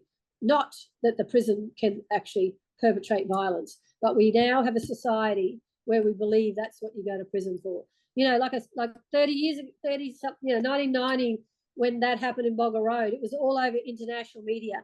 And then for, decades or so, if someone died in a prison, it'd be in the front page of the paper, it'd be on the news. now someone dies in prison, don't even make the news anymore. No one gives a fuck. That's an indication to me how sad we are as a society and a community, that we do not care that someone has died in police watch houses and in prisons, that we can just dispose of human beings without a blink of an eye and not care and get on with our sad little lives, which is about going to work, keeping my money, buying things and dying. Because, you know, most people are sad and not content and not even happy with their lives. And that's a problem. Yeah, no, you're right. It is. Do you think the prison system, I know you don't agree with prisons, but has it changed in any way for the better since you're inside? I mean, not the better. I always get asked this question. No, no, and no, and no. A prison's a prison's a prison, a prison. You cannot, you know, this is the reformist argument. We'll fix things, we'll tweak things, we'll smooth the edges and make it better. No, you can't. I mean, in the sense of like food or education or, you know. Well, women aren't even, you know, very small amount of women get educated in prison. If you want to do something, you know, actually educate everybody. But they say we can't because some are there for a short period of time. So what? Do something to engage women, you know, but they don't. They're just languishing there and they wonder why they have all this shit going on. You're bored. If people are bored, people do things to entertain themselves. If people, you know, are engaged in not corrective services programs either. This is the other problem. They've been building their empire, right? They're the other organisation, as, you know, violent organisation like the police that keep getting money because they run programs. They should never. They should turn the key. That's it. That's their job. The safety and good order of a prison. Do nothing. Give all the money to all the services in the community so that women can engage while they're in, and when they're out, they continue to engage and carry. So if you start something, you can finish it, but we don't. Corrections want to run everything, control everything. You know, like I had a meeting the other day with people from corrections saying to me, well, we weren't told you got funding from Queensland Health. I said, so? You're not our police. I don't need to tell you anything. Neither does anybody else. It's none of your business. So they want to control absolutely everything that happens. It's like, no, no, and no. Women have agency. We are adult women. Women should be able to make choices. We want prisons, like I said, in communities. They need to be open, accountable, transparent, and allow women the choice to access the services that they choose, not what corrections tell them to do so they get money from Treasury. Because the amount of money they have, it depletes education. Well, housing's a mess anyway, you know, and any type of employment or training because they're getting all the money and they aren't doing shit. They're just accumulating money and put more staff, or they spend the money on, you know, staff who do work after hours. So wages. The women don't get the benefit of that. You know, there was a task force here, the Women's Justice and Safety Task Force, you know, that I think it's 385 million attached. Corrections has about 13 plus staff employed to so-called implement some of the recommendations. That's not counting everybody else. And the recommendations and how they're implemented is a farce because it's not assisting women. It's a tick and flick. It's a tick and flick and window dressing again. This pretense that we're doing things for women. It's like you're not. It's actually just employing more bureaucrats to actually be employed on the backs of women in the system. This has got to stop. Women, we need supports in the community before we're criminalised. And then if we are and end up prison, we need housing. There's no even dedicated, well, there's a couple of dedicated some housing, but 15 houses we have in Townsville. But the government's going to take that funding off us and give it to the organisation that's got the re-entry money because they actually won't, they will report women to parole and we won't. And because they won't cause the government problems where I don't even see it that we cause problems. I will work with ministers and bureaucrats. I'm respectful. I treat them with dignity, but I will challenge them about what they're doing that doesn't work for women. But they think they know better. They'll come and young ones will be, you know, go to the academy and come out with all these ideas. And I'll say, well, that happened in, you know, 1962 and it didn't work then and it ain't going to work now. They keep reinventing the wheel, the fundamental failed reformist wheel. And then we have NGOs that are funded you know, by the state, federally, philanthropy that just keep reproducing the same reformist agenda, and everyone and have these ridiculous hashtag slogans that are catchy but are wrong because they get people to think about expanding and net winding the reform agenda. So, you know, yeah, I'm fighting against that day in, day out. Language is important. Language is fundamental. You know, corrections say to me, we want what you want, Debbie. It's like, yeah, no, you don't. You actually don't. And I even had someone say to me in corrections that they're an abolitionist. I nearly fell off the chair. Seriously. Like, it's like, okay, you work for corrections, you're talking about carceral policies and practices, and you have the cheek to sit across the table of me and say you're an abolitionist. Like, because abolition now is a sexy thing, right? Since the killing of George Floyd and Breonna Taylor, everyone thinks they're an abolitionist. That's, you read in their bios, abolitionists, but they're fundamentally reformists. And when you call them out, then they get pissed off with you. It's like, well, abolition, if you're an abolitionist, you've got to practice it every minute of every day. You've got to unpack and dismantle and get rid of the cop and the screw in your own mind. And sometimes I still have to do that. I have my children, my grandchildren challenge me. Like, you know, I remember because, you know, I was one of the first that had COVID. And I still have long-term COVID. And I remember, you know, when people could go out of their homes, we weren't, you know, in shutdown. And I remember being somewhere and I went, oh my God, they haven't got fucking masks on. And my daughter said, what are you, the mask police? It's like, oh my God, yes, sorry, you're right. Do you know what I mean? You just automatically think. So it's about, you've got to unpack and allow to be challenged by others to unpack it, because we're all socialized to believe that the status quo is the best, but it's not. It's actually the worst. And so we've got to pull that apart. And that's about doing the work what you do in yourself, day in, day out, day in, day out. And it's hard work sometimes, you know? And, you know, you hear governments talk about, like, people charged with sex offences. So everyone is like, oh, hate sex offenders, you've got to attack, attack, attack. But the issue is that's also a behaviour, but you don't have to attack, because if you attack and maintain that, they expand it to anybody else in regard, like to bikies, or the union now is on attack. You know what I mean? This is what happens. So where we've got to say no, we have a right. Okay, I'll go back. It's about thinking about behaviour and a human being. Address the behaviour. Don't attack the human being, right? Attack the behaviour. And that's what we do. We're talking about the behaviour. This behaviour here is disgusting, cannot happen again. How do we deal with it? But you can look after a human being, show them respect and dignity, no matter what they've done and how much you hate it and how much it's triggering, but it's doing that piece of the work and the healing and not attacking. And all we see from politicians, bureaucrats and the media is the attack. And right now, it's the attack on children, Aboriginal children and poor children. And it's got to stop, because it doesn't work. It hasn't worked in my lifetime of 5 decades, because I was that child under attack and labelled. It doesn't work. It's a fundamental fail. Not just for me, but anyone else who was harmed in the behaviour that I inflicted when I was younger. You know, I own that. But I mean, the state's got to own it. We got to shift. We can't keep doing the same thing. 100%. You know, I think that's the definition of madness: doing the same thing over and over again and getting the same result. But anyway, and I don't want to put shit on people who are unwell. That's not my point. My point is, like, you know, and so many things have been eroded. Even if we think about schooling and being educated in the academy, we're not taught how to think anymore. We're taught what to think, and that's a problem, because people have lost the ability to actually how to think, the ability to how to think and how to unpack, how to challenge, how to criticize, how to problem solve. We're just taught what to think and be like robots and march on and support the status quo.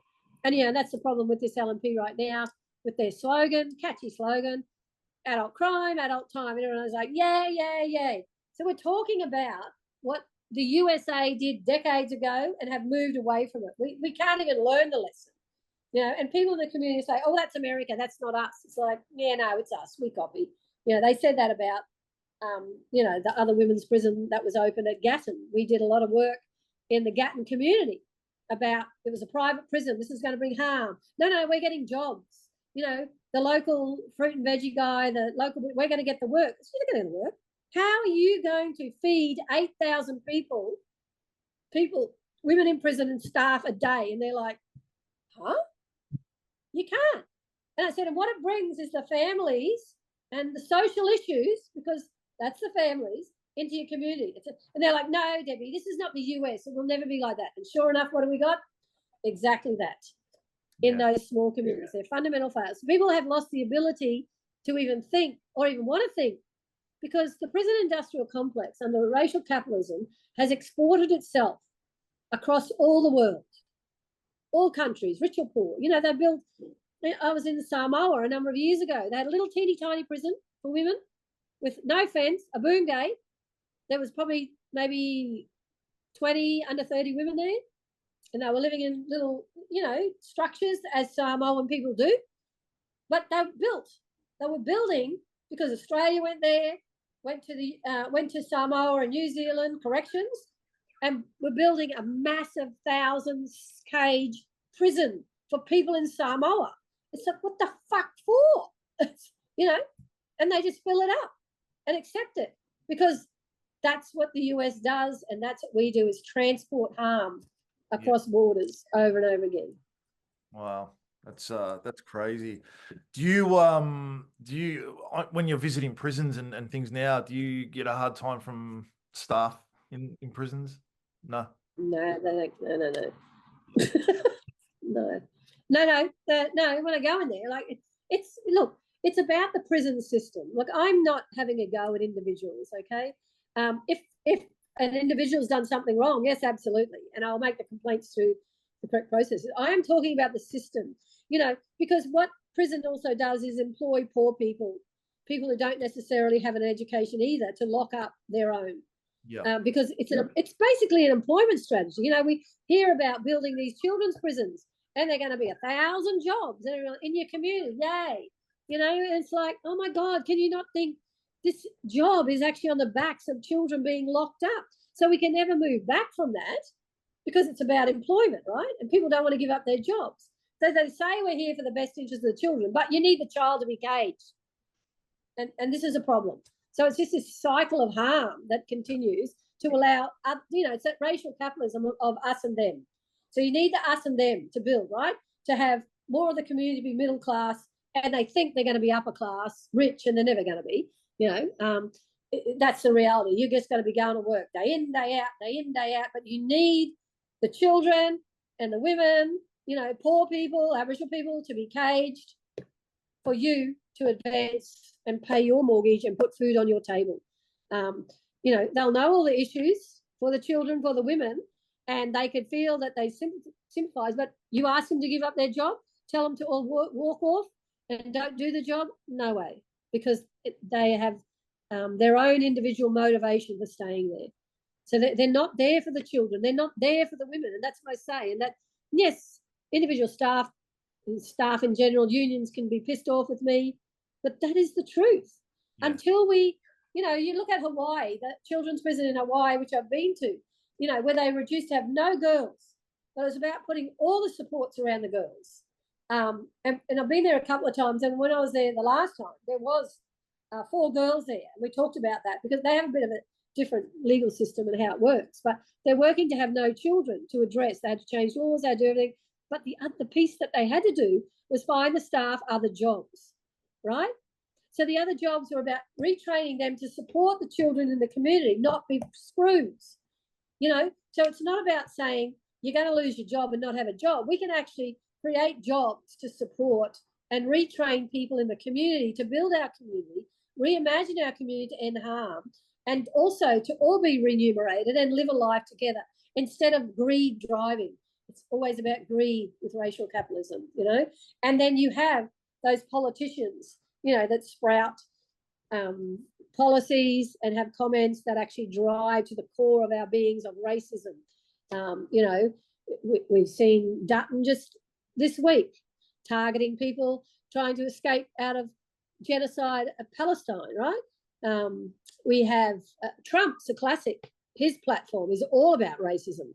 And, you know, people are on his coattails because you can be a billionaire like me. And people think that that's true. It's never going to be true. you're part of the machine of corporations, of racial capitalism that's got to keep it driving, to have people like him, who's allegedly a billionaire. I don't know if it's true or not, but anyway, but he has, he's got the support of Elon Musk now and all the rest of it. But, and it's all about power, and they need people to support them. So if we didn't support these ridiculous, harmful policies and practices, they wouldn't be in power. We wouldn't even be listening to them. So we got to think and critically think.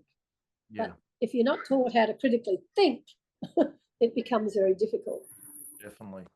Now, we spoke before this started. This podcast originally started out as a podcast about the TV show Prisoner, interviewing cast and crew, and we've sort of evolved with people, real life inmates from jails and governors and lawyers and different people. What do you think about all the TV shows like Prisoner, Wentworth, Orange is the New Black, Prison Break? I mean, I don't know if you've watched them. What are your thoughts on these shows? I don't watch them because I don't know. They just don't interest me because they're not reality in that sense. And I'm not asking for reality TV to go into a prison. I'm not saying that at all. I just find it distasteful. But I mean, I was involved in a art installation, video installation. I think it was last year or the year before, maybe last year, where they were filming and they had the actresses, the women that played parts in that show, Prisoner, right? And interviewing some of us who are formerly incarcerated. It was really interesting because the woman who played Frankie, so, the bikie, she's a bikie, drug trafficker, was happening on Prisoner, that when she was acting in that position, when I was actually living that. And we had that conversation, which was quite interesting and funny because it's like, and I'm saying to her, because, the script was even wrong, because women cannot be patched members of a bike club, right? Like, I grew up with bikies, and that's just not true. And, so even the script was wrong. So I find that, I don't know, because I've lived it, because I've been there, I find it distasteful. I find it distasteful because it's just not true. And I find it distasteful because of the violence that does happen in prisons. And me living through a murder in prison, like, and how it's portrayed, and it's like, oh my God, can you stop? Because this is real trauma for us that have lived it. And I know some people love it, but yeah, I just don't, and I don't watch it. And like I Orange is the New Black was another one. I didn't watch that, but I was with my mate over in Oakland, who's also an abolitionist and has been and is probably the lead voice of abolition in the world. Angela Davis, I was at her place and she's going, we've got to watch this. It's like, oh my God, I don't want to. No, we got to watch to see what they say. So we sat and watched, I think it was season 2, and it's like, oh. But it was good in that sense because we sat there and watched it, we binged it and could unpack it and have conversations. Yeah. So now on pay TV, I mean, they've got like the reality shows in prisons over in the US. To see firsthand what it really is. I mean, it's not made up TV. It's reality. It's But is it though? Well, is it though? I say, is it though? Really, because it's like the governor saying some women want to stay here, right? It's about the question asked. So if you've got like I live how I live, but I know as soon as the camera's on me and me, I will shift in ways, and I'll really be thinking about what I'm going to say, what I'm going to do, and do I hype it up or do I calm it down? And it's the same thing in the prison, because we've been giving the messages. So if they came into the prison when I was a kid and told me I'm bad and I killed my father, it'd be on for young and old. I would actually be getting them to film, how I resisted against that whole system, instead of where, do you know what I mean? Like it actually is not real in that sense, because there's a camera. Like I don't know. Like I'm trying to articulate this, but anyway, look, it's not for me. People can do, what they do, and they have a view. But I encourage people to have an analysis, do a critique seriously, because sometimes what we're filming is people in prison that it's so raw that they aren't even understanding the violence being perpetrated there, and they're used as pawns in that. and they're used as pawns. And we see media being taken into women's prisons. You know, there was on the 7:30 report, I think it was just recently in Townsville, and the women talking about how they keep coming back to prison and keep fucking up. It's like, yeah, did anyone ask the question, were you provided accommodation or release? No. So, right, you know, let's have a real conversation about what is not happening, not how women are trying to be hyper responsible for the failure of the state, the failure of corrections, the failure of the carceral NGOs, because women then are deemed responsible, absolutely responsible for everything that happens in their life. Where I know, if we have safe accommodation for women, they get their children back, they have food on the table. You know, the program that we have funded for women coming out of prison in Townsville, and we have housing attached to that, all have succeeded. We've just had a little young one who's been in and out, just had a baby. She's been so stable in the housing and with all this support that she just graduated from her education and got a job in hospitality and is just blitzing it. Now, she would have been one of those young ones in prison saying, oh, you know, fuck it, I'll be back because I do X, Y, and Z. But you're doing X, Y, and Z because you haven't got any support in the community, right? And you're trying to survive. And it's like, can we stop using those examples that we are fundamentally responsible for everything that happens to us? Yes, we are responsible for our actions, but our actions would be different if the state and the bureaucracy and the carceral NGOs weren't funded in that sense to provide real support for girls and women that get criminalised and imprisoned at the end of the day. Yeah, I agree with that. What's one of your biggest success stories of someone through the work you do? What have they achieved? What have they gone on to do coming out of jail? Oh, they're not my success stories. They're women's and girls' success stories. They're success stories, but what have they achieved through? Look, what I do is for our community, for my community, our community, and so I don't see it as, I don't frame it up as that. You know, I think to talk about individual success is very individualized, where as an abolitionist and everything I do is about the community that I support, because the community that I support and where women move on, that brings me joy, and that brings them joy, and that actually moves us away from the prison industrial complex as it is. And that's why the state and bureaucracies don't like what we do, is because we actually move women and girls away where the tentacles can't hold them and abuse them and violate them anymore. That brings me joy. That brings them joy. And we're all in different parts of a journey. Some are starting, some aren't. It could be even about where Mary's been in and out, you know, being criminalised, recriminalised, and now she's been out for 18 months and not returning every 2 months. That's a success. Like, we've got to put that in context. And I make those submissions to courts. You know, I can think of someone specifically who's, you know, who's living on the street for a very, very long time in her 50s. You know, the racism and the poverty that's been inflicted on her. And, you know, the women asked if I could represent her, support her. She was in a wheelchair. She'd had a heart attack. Anyway, we put all this, I got her out on bail. We supported her in the community, really intense support, got her health under control where she was really good, out of, you know, on heart medication. You know, and she was out by the time I did her sentence, maybe 8 or 10 months. Now, on her criminal history, that was, I don't know, 30 pages plus. It's like all poverty-related offences, survival offences, that she's in and out, in and out, in and out, in and out. And this time she'd been out, I can't remember, it was 8 or 10 months, but it was under a year. And I said to the magistrate, you and you will probably think that this is not a long period of time. But if you look at her life in the context of what the state has put down on paper on a criminal history, this is a very long time. And she's doing really well. She's in stable accommodation. Her health is stable. And he agreed.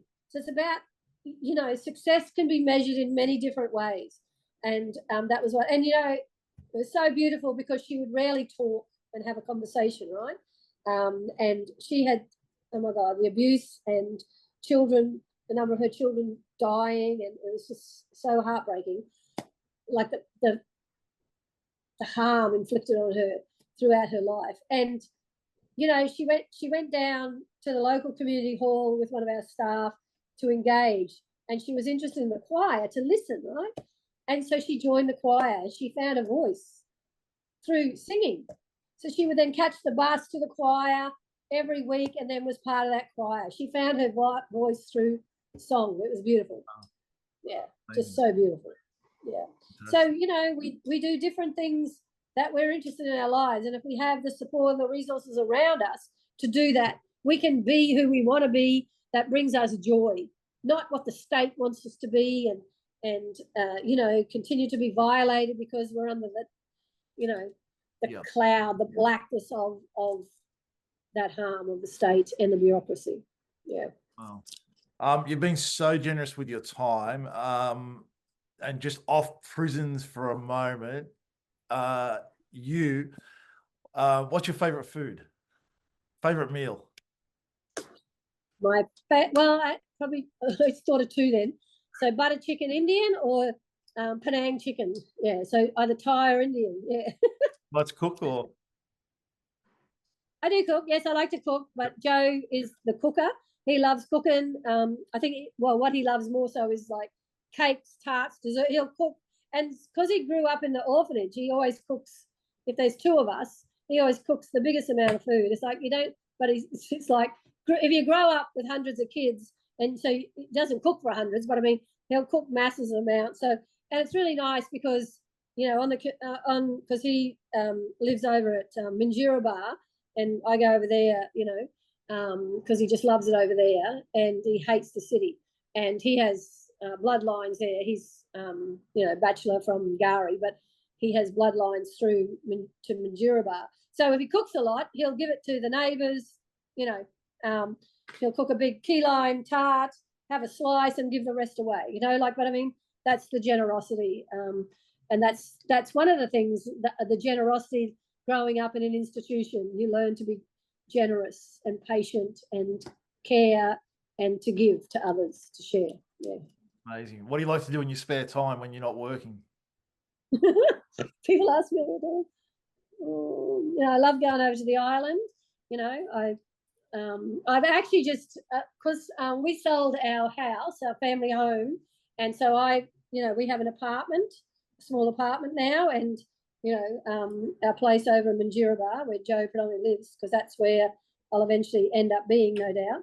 Yep.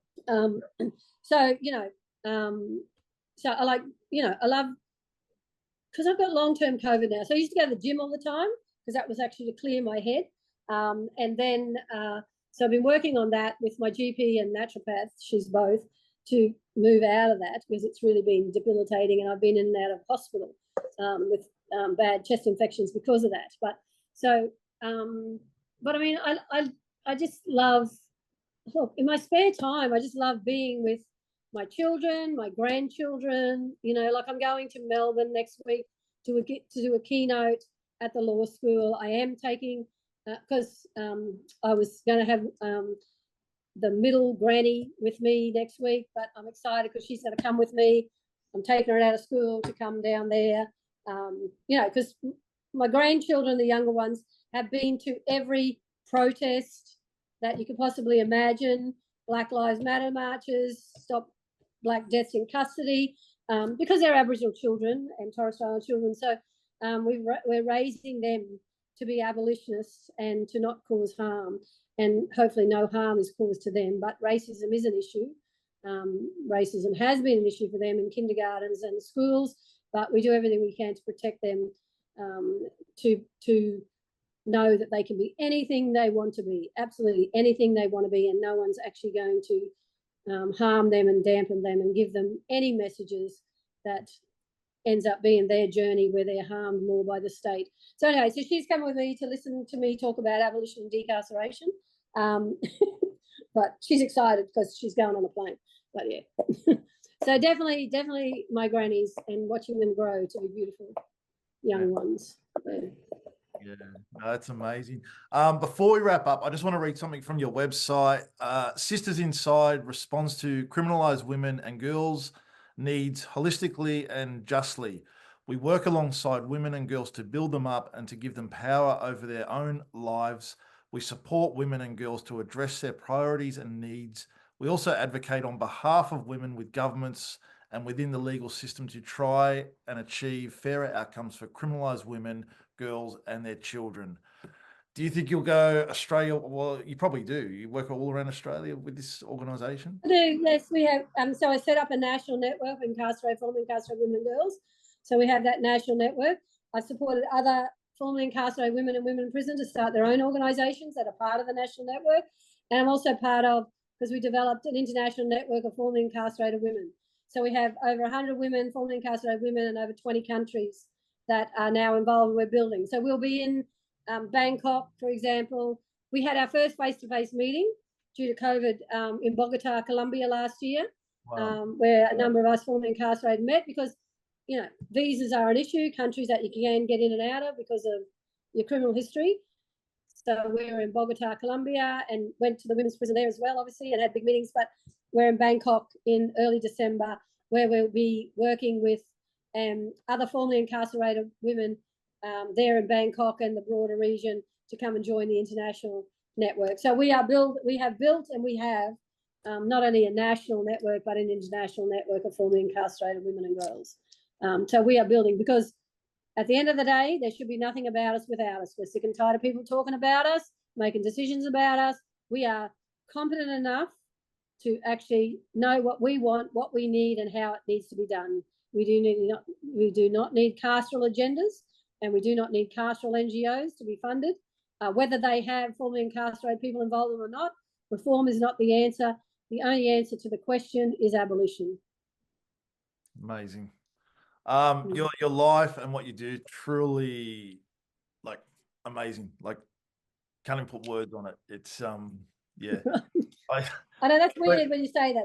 It's just my life. No, it's your life, and it's just what you do. But to someone on the, you know, looking in, and I've read up a lot about you and listened to a lot of your interviews, and you know, who needs a Tony Robbins course when you could just listen to you talk and achieve things in life? Thank you. You're so generous. Thank you. I really appreciate your time, and we'll pop a link up to your website up in the YouTube channel as well. And I really do thank you for your time. Yeah, and the National Network also has a website, so if you want to put that link there too, because there's a lot of work that we've done nationally as well in regards to, you know, criminalising and prison women and girls, and abolition in practice. So yeah, we have a network around abolition in practice, where we work together to, like I said, unpack that cop and screw internally and externally. So yeah, but thank you very much for having me. Much appreciated, and so good to speak to you. Yeah, thank you too, Debbie. Enjoy the rest of your day. You too. Thanks, Matt. Okay.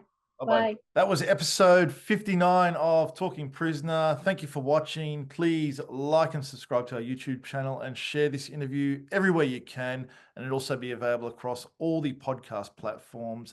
Thank you for watching. I used to give her roses.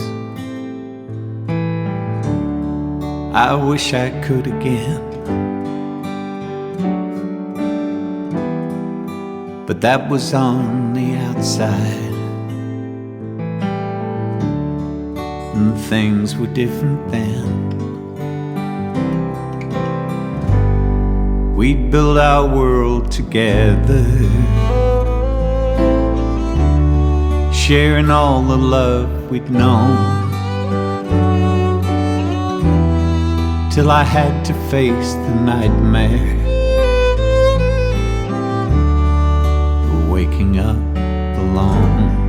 On the inside the sun still shines, and the rain falls down, but the sun and rain are prisoners too when morning comes around.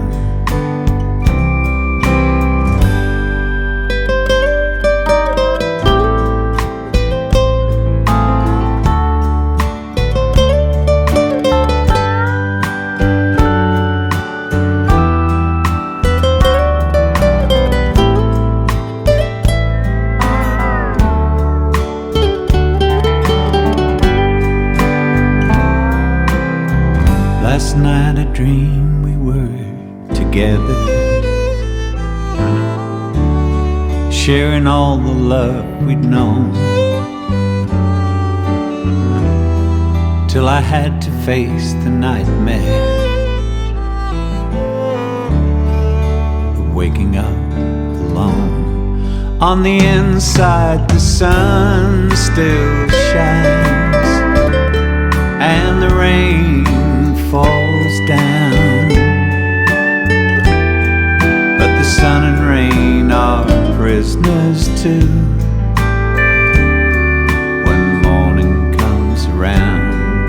On the inside the roses grow, they don't mind the stony ground, but the roses here are prisoners too when morning comes around. I used to give her roses, I wish I could again, but that was on the outside, and things were different then.